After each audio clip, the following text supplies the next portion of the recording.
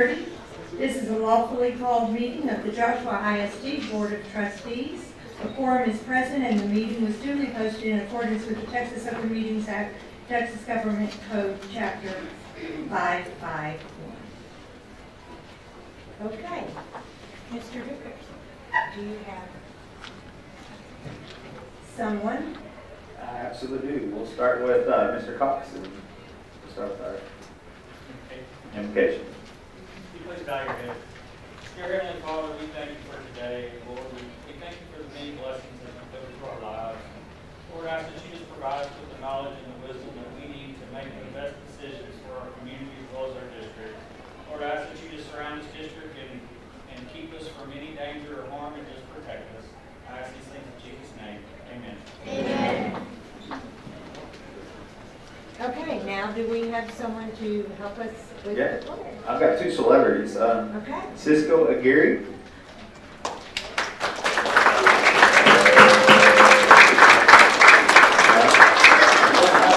Cisco's parents are Francisco and Marissa Aguirre. Cisco loves to jump on the trampoline, loves to watch football. His favorite team is the Dallas Cowboys. He also enjoys bowling with his friends and running track. Cisco is a very sweet and social boy who loves to dance. He was diagnosed with a rare chromosome deletion disorder and has been the only one that doctors know of that is missing this specific chromosome in the world.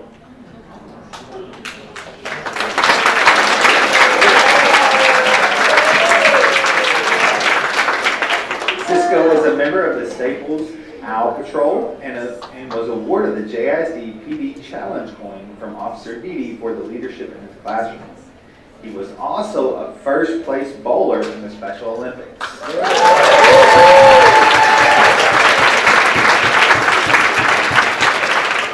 Next up, I've got Romeo Aguirre.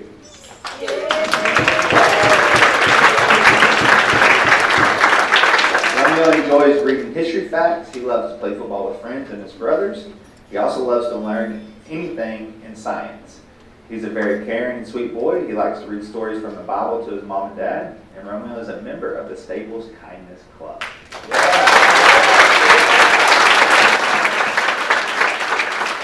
Will everybody please rise? They'll lead us through our pledges.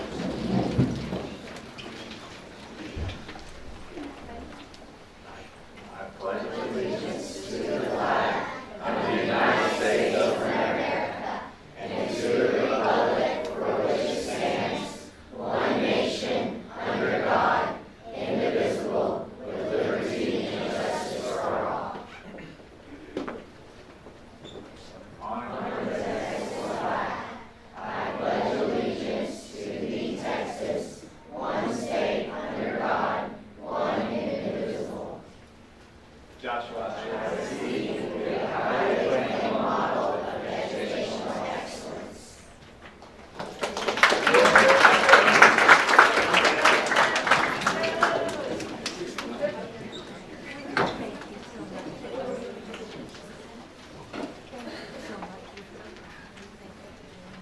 You did a wonderful job. Thank you so much. You did great. Go Cowboys.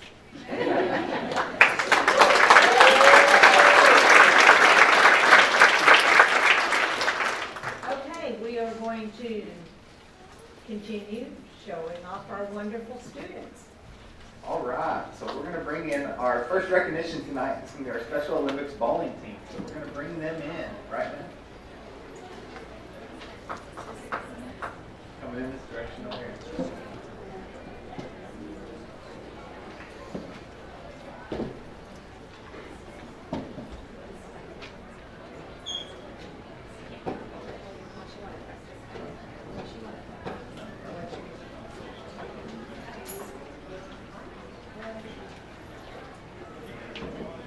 Our Special Olympics bowling team is led by Ms. Rebecca Cooey, Ms. Nicole C. Tomasio, Ms. Cinnamon Getty, Ms. Jamie Johnson, and Katie Graves. All right, so Joshua ISD had 38 students this year participate in Special Olympics bowling. We went to the competition in Euless on October the 30th. Our athletes practiced every week at the Cleveland Penn Center, which for the third year in a row, Cleveland Penn Center has a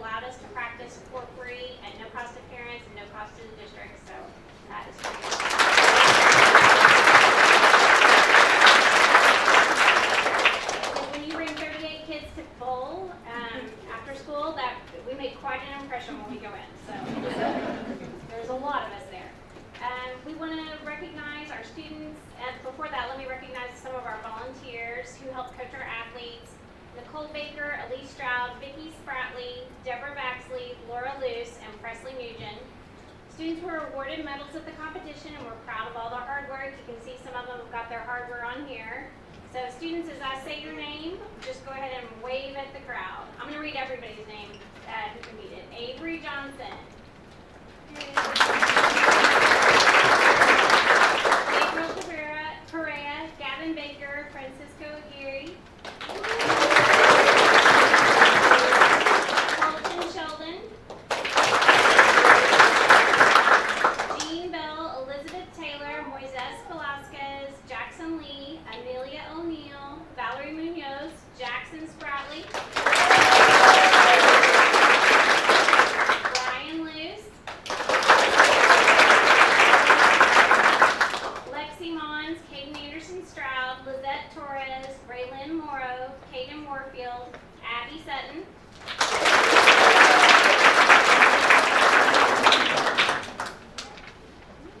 next page. Kate Johnson, Caleb Broderman, Jaden Camarena, Chris Jones, Isaiah Gervais, Ethan Spratley,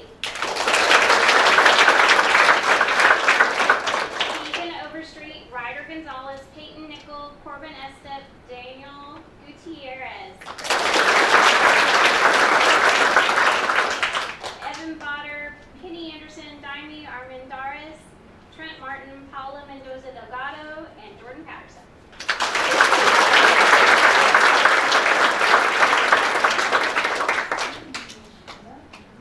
Congratulations, we're so proud of you.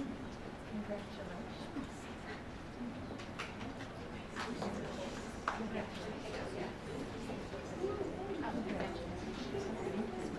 We are very proud of you. Congratulations. We are very proud of you. And thank you. Abby, Avery, you want to push it a little bit? Abby, come here. Avery, come right up to Ames. Abby, sit right here. All right, we're gonna look right there. Ready? 3, 2, 1.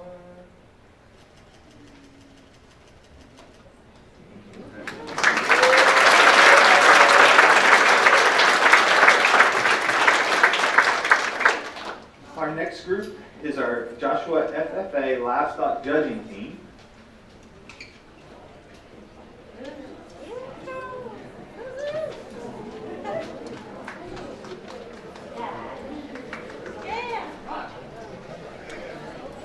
Our Livestock Judging Team is led by Mr. Greg Clark. Team members include Katie Corey, Keely Clark, Montana Aikman, and Tatum Bird. Alternates were Caden Graham and Dakara himself. The American Royal is a qualifying national contest that is by invitation only. This team qualified for the American Royal by placing third at the state contest back in April and represented Texas as the sole FFA team in the contest. Joshua placed third overall, second in placings, third in sheep and goats, sixth in cattle, eighth in swine, and eighth in oral reasons. Individual placings, Katie Corey was sixth high overall, sixth in placings, fourth in sheep and goats, sixth in cattle, and eighth in reasons. Keely Clark was the 12th high individual overall, sixth in sheep and goats, seventh in placings, and Montana Aikman was fourth in placings. Let's give them one big round of applause.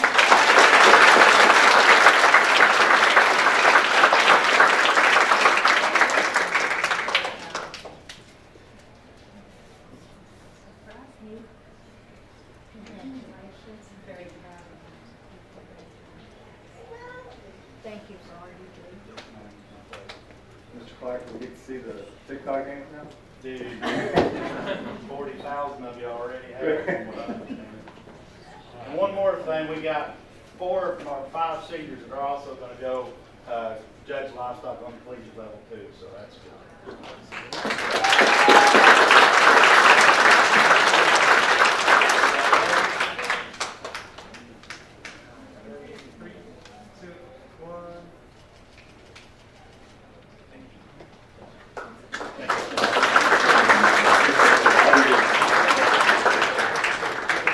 Our next, we'll bring in our cross-country teams.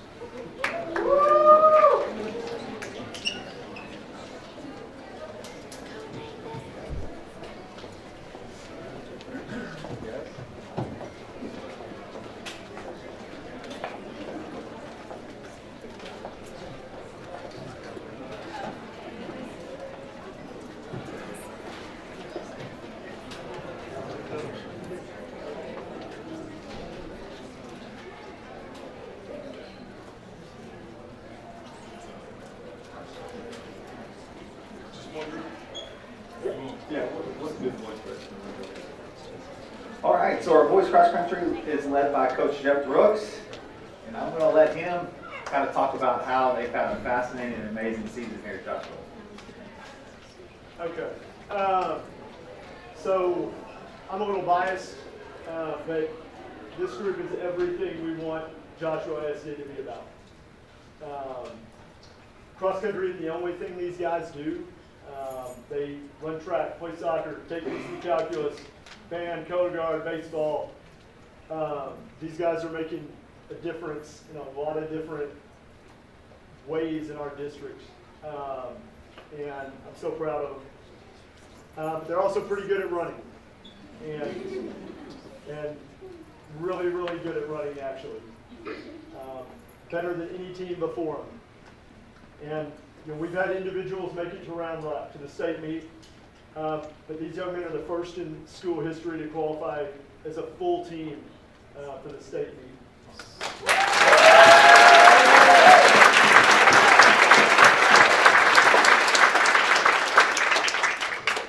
I mean, we've been trying to hunt down information. This may be the first team in Joshua history to make it to state.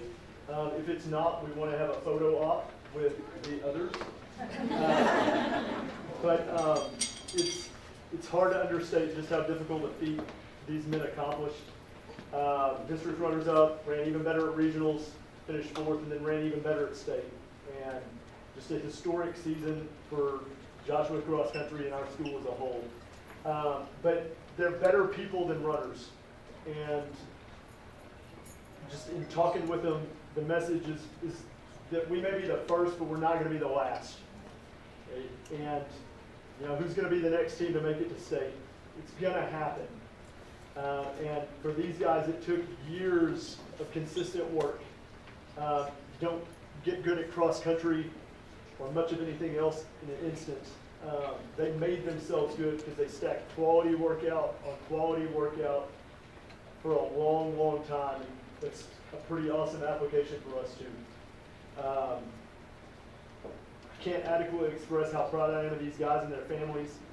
The roar at regionals when they announced we were going to state proved we had the best group of cross-country supporters around, and it was one of the coolest things professionally that I've ever been a part of. Colossally fun to spend the season with you gentlemen. And innings are always kind of a bummer, but any season that ends at Round Rock is a great season. That was good. So,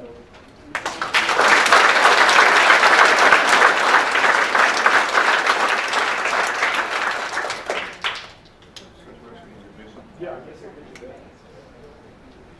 Yeah, I suppose I should introduce these guys too. Yeah, so on the end we got Granger Quinn, Peyton Ray, Nathan Aguirre, Brayden Quinones, Jackson Kirchman, Angel Estelle, Edward Hernandez, Wayne Seeley, and Don Gutierrez.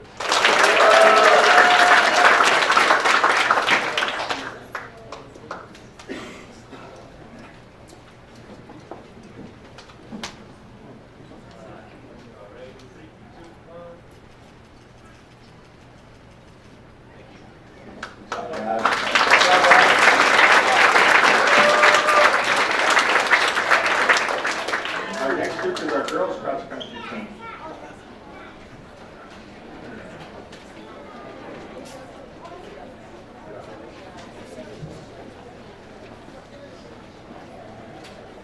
They're led by Coach Craig Bethel. At this time, I'll turn it over to Coach Bethel to talk about his team. Good evening. These are the varsity girls cross country qualified for Region 1 cross country meet as a team. Finished 12th as a team at the regional meet, and then we had 2 qualify for the state meet. Ryan Doherty was 46th, and Lindy Freeman was 62nd at the state meet. So here we go. We have Ryan Doherty, Lindy Freeman,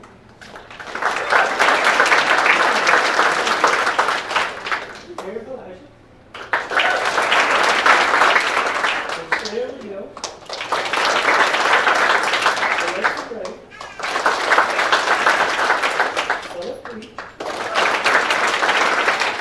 and Kim Miller is nominated.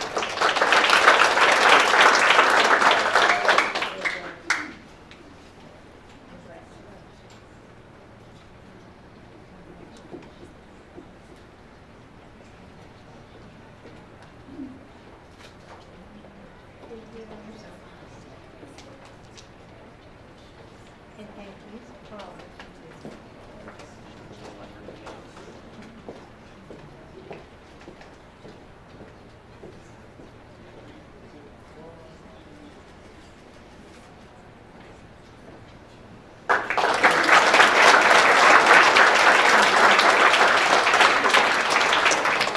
All right, our next recognition is our Lady Owls volleyball team, varsity volleyball team.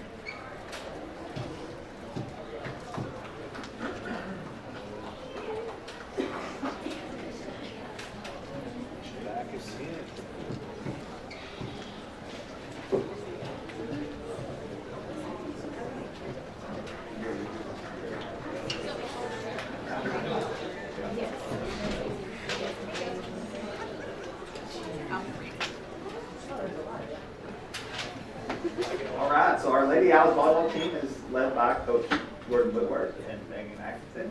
Now I'm going to turn it over to Coach Whitworth. Introduce and Okay. recognition. All right. I'm Coach Whitworth, and I'm going to introduce each girl as I say your names. Just wave your hand, okay? Number 1, Kaylee Elrod. 2, Rebecca Duran. 3, Bailey McClinton. 4, Ruby Vincent. 5, Reagan Gage. 6, Ava Abbott. 7, Heidi Walker. 8, Breezy Galbraith. 9, Kinsey Doss. 10, Natalia Delisle. 11, Catherine Colbert. 12, Braden Holland. 13, Addison Lickey. 14, Kimmy Alexander. 15, Savannah Trammell. 16, Maddie Lacey. 17, Kylie Davis. And 18, Katie Corey. And my assistant, Coach Atkinson. Okay, I did not know I was reading this tonight, so I'm sorry. Okay, this year, the Lady Owls achieved a 32-win season, and more impressively, we went undefeated in district play, going 14-0.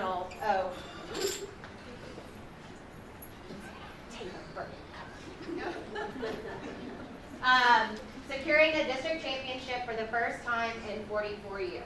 This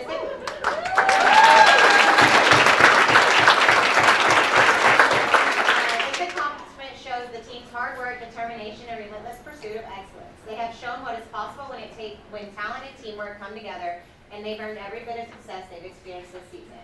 But the Lady Owls' accomplishments didn't stop with the district title. The team also earned several individual awards that speak to the exceptional talent and leadership within this group. This year, we earned District MVP, which was Natalia Delisle. Assistant Player of the Year, which was Maddie Lacey. Setter of the Year, which was Braden Holland. And we had Coach of the Year as well.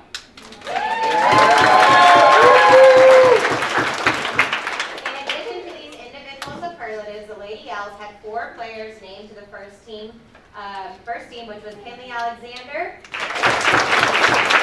Ross,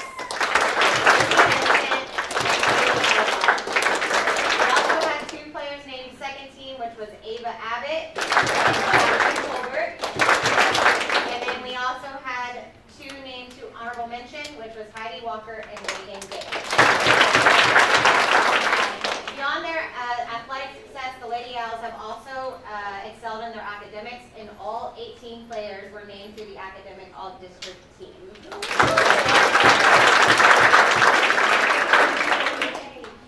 This season marks the 7th playoff appearance in 8 years for the Lady Owls, with 4 by-district titles, 1 area title, and 1 regional quarterfinals appearance. These achievements are part of the ongoing legacy of excellence that the Lady Owls volleyball program has built over the years. The Lady Owls have proven that they're not only champions on the court, but also in their commitment to academic success and the community. The Lady Owls have made your school, your community, and yourself and themselves proud, and we can't wait to see what the future holds for this exceptional group. Beyond what I wrote on here, super proud of these girls. Again, first championship in 44 years. We ended up losing to Argyle in the second round, who is now playing for the state championship on Saturday. But overall, we have a great, we have 4 seniors who are going to be leaving us, but they they were a huge part of our success this year. And then we have 14 returners for next year. So we're super excited.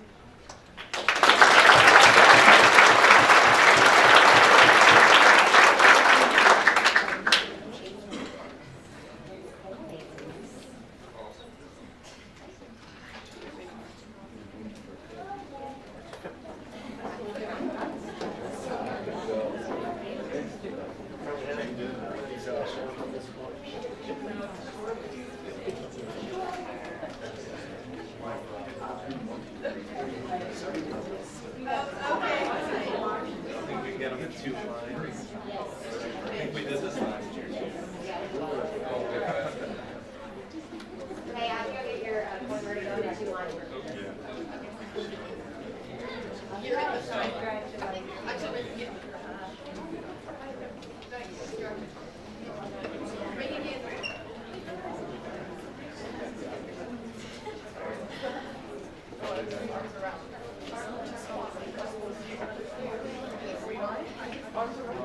Y'all ready? All right. 3, 2, 1.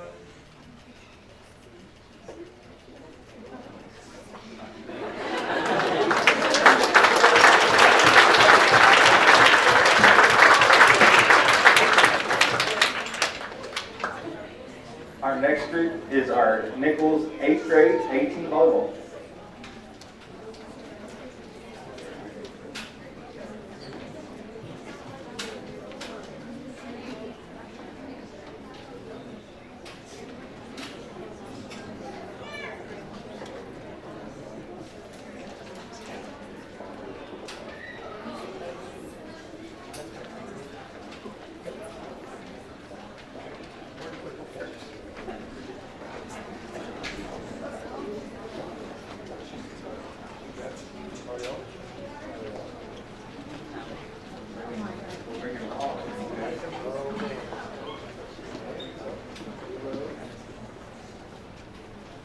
Okay, so our Nichols 8th grade A-team volleyball played in the Cleveland and Kennedale tournaments and placed first in both of those tournaments. They finished second in our Lone Star 8th district, and they were led by Coach Helen Williams. Coach Williams, will you please introduce your team members? Well, this is Hadley Barnett, and then Tilly Gables, great little girl for us. Piper Eubanks. This is Murph to us, but Kelly Murphy. Landry Casey, and then Willow Valdez.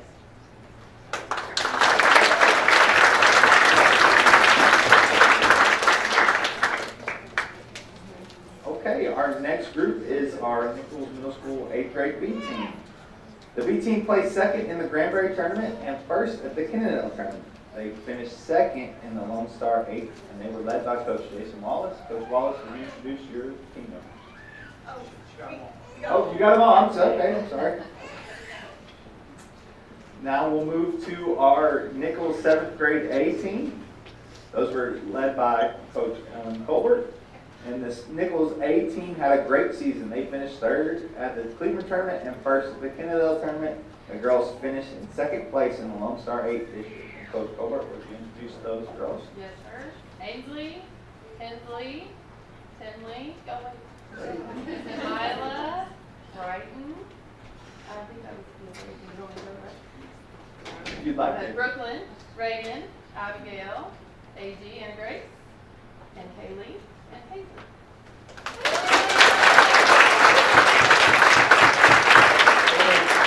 In addition to the 7th grade A team, the 7th grade B team placed second at the Granbury tournament and the Kennedale tournament season, and they finished their Lone Star 8 season in first place.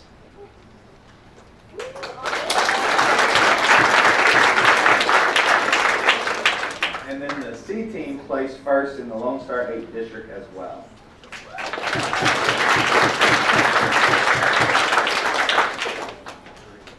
Oh, thank you.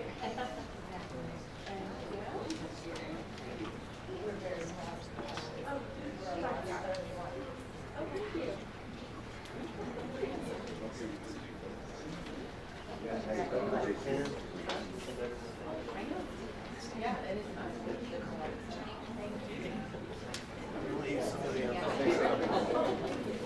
Wow, you said jinx us. You know when you don't see us for a year. Yeah. Right there.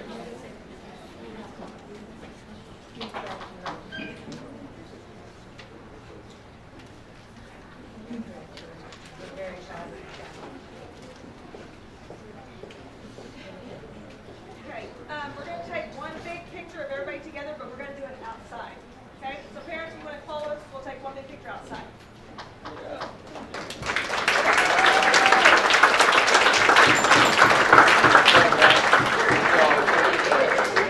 And our last recognition isn't necessarily a recognition, but especially is for all the hard work, but I want to bring up Mr. V. He's going to present a yearbook from this past year.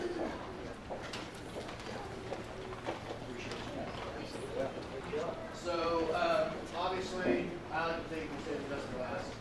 Because everything you guys saw here tonight is incredible, right? All these, recognitions, all the things.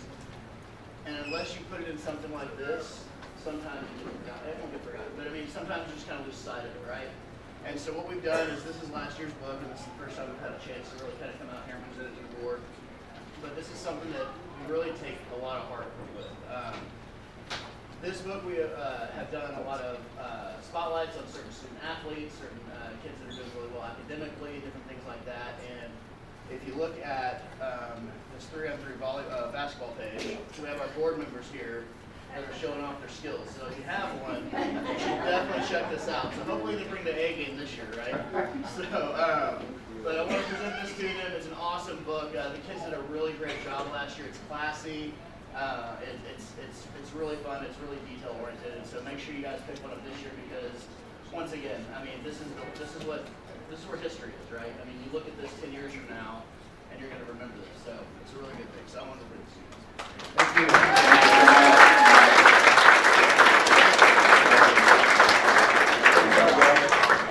Amazing job. We appreciate it.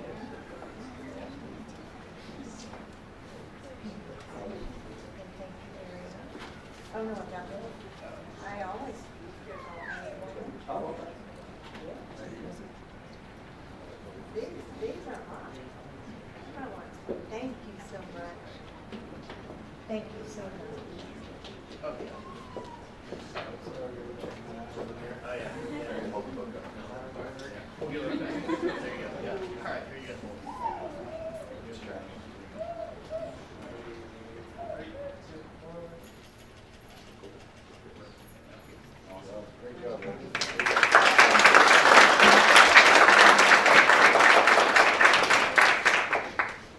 Certainly amazing to see all the accomplishments our students and staff are having with, here in Joshua ISD. So we'll kind of roll into our superintendent reports real quick. During our workshop, we reviewed our enrollment report, our attendance report, our ADA report, our child nutrition report, our property tax collections, our monthly financial reports, our monthly and year-to-date status of special revenue funds, our check registrar, our police department report, our calendar events, and now we get a great presentation happened by Staples Elementary.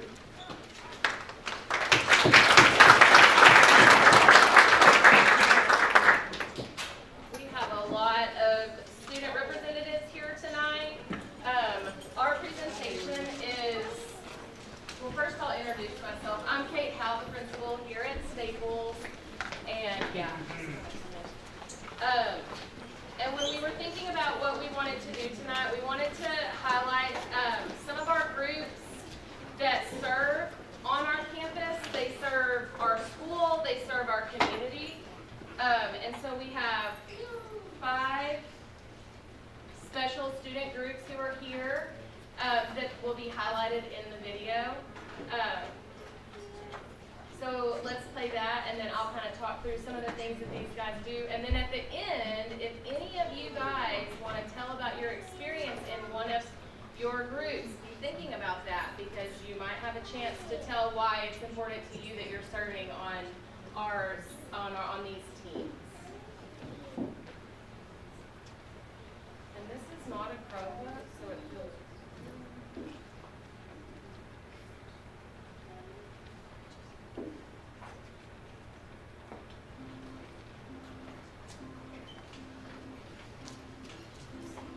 Five teams that serve on our campus: Owl Patrol, Student Council, our Library Minions, Kindness Club, and our Flag Crew. Our Owl Patrol was formerly known as the Junior Safety Patrol. They greet kids in the morning. They get training from one of our sponsors, Dee Dee Mahalchik, in the back. Student Council, they work on snack cart. They load paper for the teachers. That's a big deal. They had a booth at the Truck or Treat, the Lorax back there. Our Library Minions help Miss Ham in the library. And there's a student on his application, I had to put this in there. He can't play sports, but he wants to be involved, and he's never done anything in school as far as a team. So that was really cool for him to be there.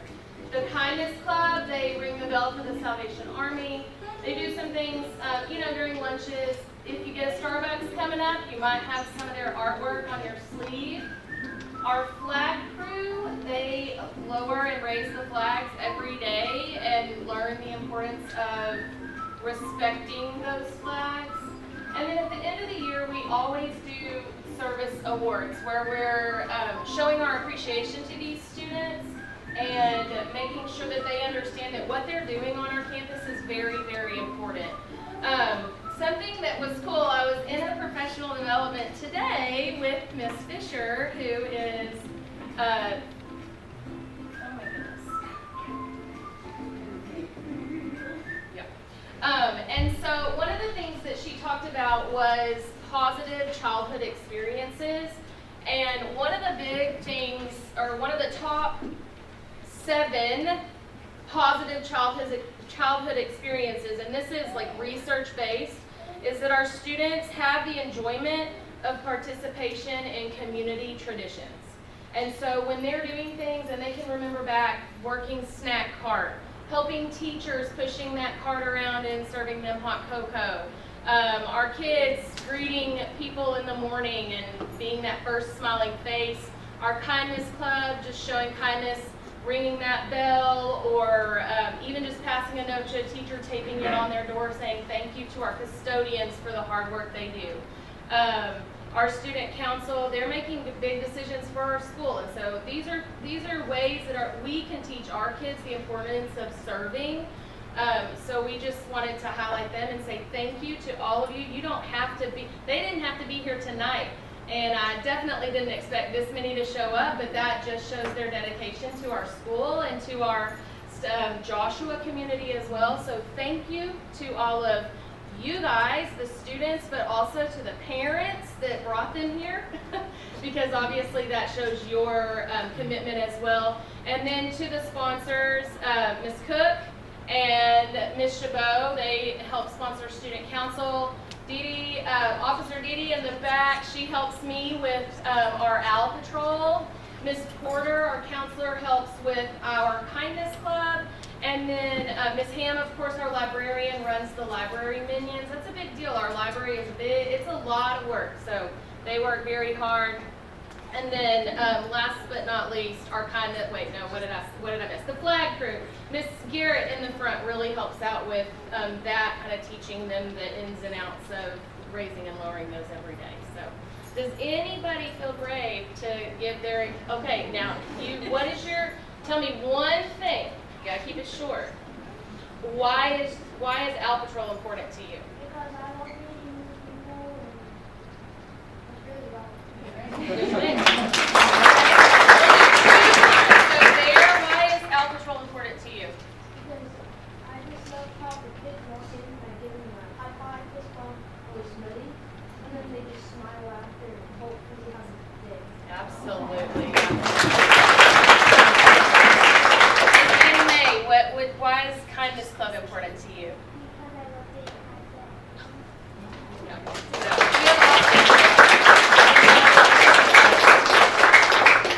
And that's everything. Thank you. Thank you.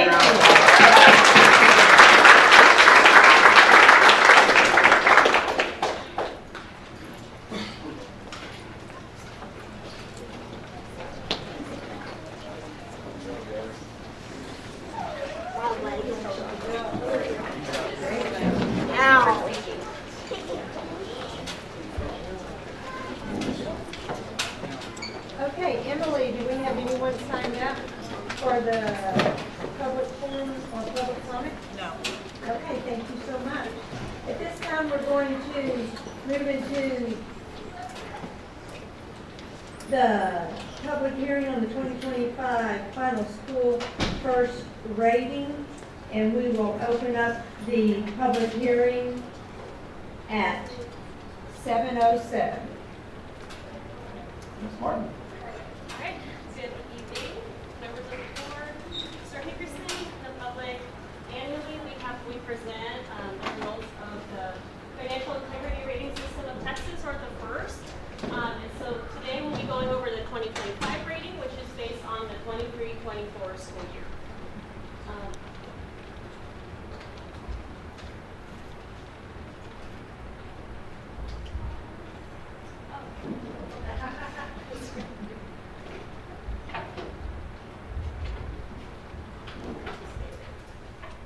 All right, so the first is the state school financial accountability rating system, and the goal is to achieve quality performance in the management of district's financial resources. The requirements are that we prepare a report, which we'll go over today, to show what, to present what our rating was, what compare, so it's current year, and then compared to the prior year results on each indicator. And then there's also certain transactions that need to be disclosed involving the board and its superintendent. The information, a lot of the information on the first rating comes through Keen's data submissions and also the financial audit. So for the 24-25 rating, again, it's based on 23-24 data. There's 4 critical indicators, 5 solvency indicators, 5 to 14 financial competence indicators, and then 1 indicator was not evaluated for this year. So this, the school district will receive an F if it scores below the minimum passing score of 70, and then also if it failed any of the first 4 ratings, or if the annual financial report is not submitted on time or was incomplete.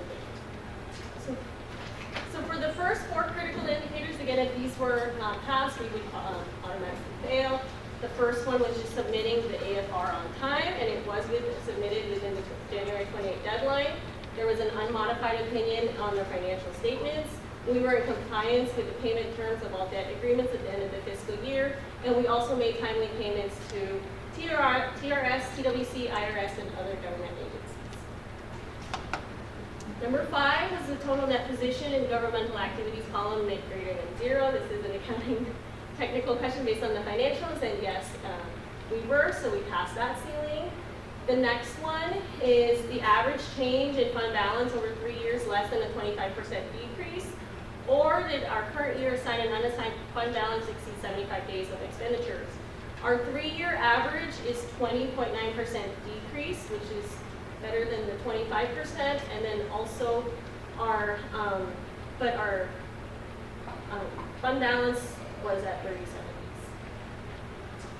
Number 7 was the number of days of cash on hand and current investments in the general fund sufficient to cover operating expenditures. You can see the ranges of the points there. We had 42 days of cash on hand, so we received 2 points, which compared to prior year, we had 6 points. For number 8, measured current assets, current liabilities, so this is for the whole government-wide, not just general fund. We did receive all 10 points. Number 9, did the school district's revenue equal or exceed the expenditures?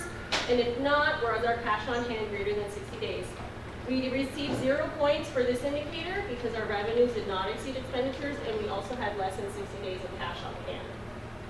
Number 10, did the school district average less than a 10% variance when submitting budgeted revenue to actual revenue. So this indicator was not evaluated, and so the maximum points was awarded. Number 11 was the ratio of long-term liabilities to total assets sufficient to support long-term solvency. We did range at the 4 points mark. However, there's a second part to this indicator that if we had an increase in membership over 5 years, was it 7% or more? And we were, so then that we passed the indicator with the 4 points.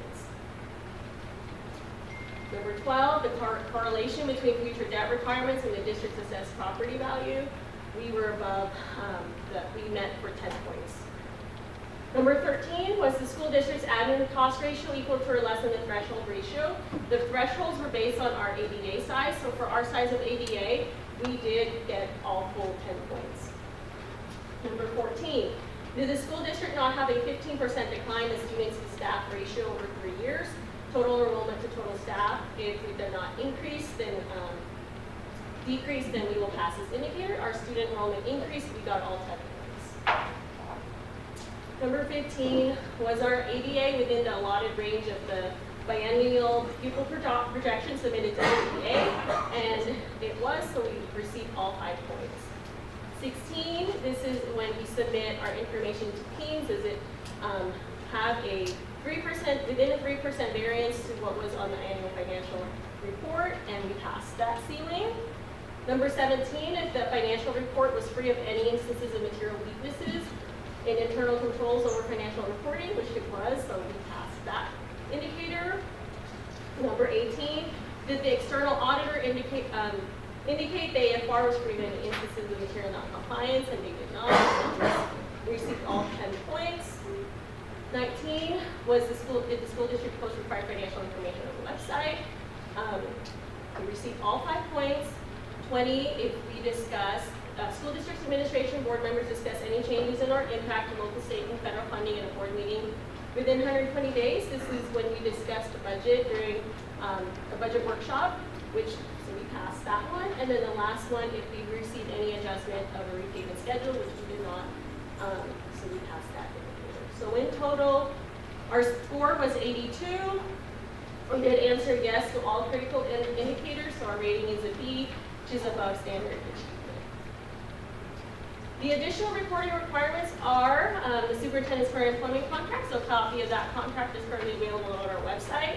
And also if the superintendent received any compensation or fees from outside entities for professional consulting for the year ending 2024, August 31st, 2024, and he did not. Another reporting requirement is just a summary schedule of expenditures paid on behalf and or reimbursements received by superintendent board members. These are the board members during that time period and what was paid on behalf of them or reimbursed. Another summary schedule is if any board member received a gift of economic value of $250 or more for the time period, which it was disclosed that they had not. And then also if any members have business transactions with the school district for that time period, and if they also did not. So now it's time for your thank you. Okay. Thank you so much. We're going to close the public hearing at 7:15. Okay, now we're going to move into our subjects. First one up is subject A. All right, subject A is our consent agenda items, our previous meeting minutes from October 20th. We do have no budget amendments at this time, but we do have 2 purchases over $50,000. One of them being for the kitchen and cafeteria furniture, and the other one being for the restoration project or the fire restoration for the fire that happened at the Ag building. And included with that is the annual investment report that Ms. Martin reviewed during our board workshop. So my recommendation is to approve the consent item as discussed. Okay, thank you so much. Do I have a motion? Motion we approve 720 as recommended. Okay, do I have a second? Second. Any discussion? All in favor? 6-0. Move to subject B now, which is consider approving the acquisition of library materials. All right, so this is new this year, as Ms. Augsburger discussed during our workshop, and this is in relation to Senate Bill 13 and Policy EFD Local. And so our librarians do a process of vetting new books that will be added to their libraries. They have to be posted. The list has to be posted for 30 days as those new books are, before those new books are purchased and approved by the board members. And so my recommendation would be to approve the acquisition of library materials. Okay, thank you so much. Do I have a motion? Make a motion, we approve subject B as stated. Second? Okay, we have a motion made by Mr. Watson, a second by Mr. Byrd. Any discussion? All in favor? 6-0. Here we come to subject C, which is consider participation in Region 10 Education Service Center multi-region purchasing cooperative for school year 2026-2027. Okay, so this is through our Child Nutrition Department, and this is a cooperative that offers substantial savings to our district, allows us to purchase specific commercial food items, non-food items, and USDA commodity processed items in volume, which allows us to save money in that bidding process rather than bidding as a single district. So my recommendation would be to approve the Region 10 Service Center multi-region purchasing cooperative interlocal agreement for the school year 26-27. Okay, thank you. Do I have a motion? A motion, we approve the subject as stated. Do I have a second? Second. Okay, we have a motion made by Mr. Byrd, second by Mr. Kevin Lee. Any discussion? All in favor? 6-0. That brings us to subject D. Subject D is consider resolution affirming the casting of votes for election of the 2026-2029 Central Appraisal District of Johnson County Board of Directors. All right, Joshua ISD as a taxing unit in the Central Appraisal District of Johnson County is entitled to 150 votes. You do have the ballot listed. Those names are Ignacio Hernandez, Jason Marpa, and Peter Svensson. Sorry. And it's your guys as a school board to vote to determine how to split those votes or put the votes on. I'll make a motion that we give all 150 votes to Jason Marvin. Second. Okay, we have a motion made by Mr. Kevin Lee and a second by Mr. Randy Cisneros. Any discussion? All in favor? 6-0. Okay, that brings us to subject E, which is consider the 2026-10 designated non-business days for public information requests. Okay, so in 2023 House Bill 3033 changed how governmental agencies count those non-business days. Specifically, there can be no more than 10 designated non-business days each calendar year outside of Saturdays and Sundays and any national or state holidays. A non-business day is defined as when the governmental body's administrative offices are closed or operating with minimum staffing. And the days that are have been submitted are January 1st, 2026, January 2nd, 2026, March 16th, 2026, March 17th, 2026, March 18th, 2026, November 25th, 2026, December 22nd, and December 23rd, and December 30th of 2026, and December 31st of 2026. So my recommendation would be to approve the public information request calendar dates for 2026. Okay, thank you. Do I have a motion? Make a motion, we approve subject E as stated. Okay. Second.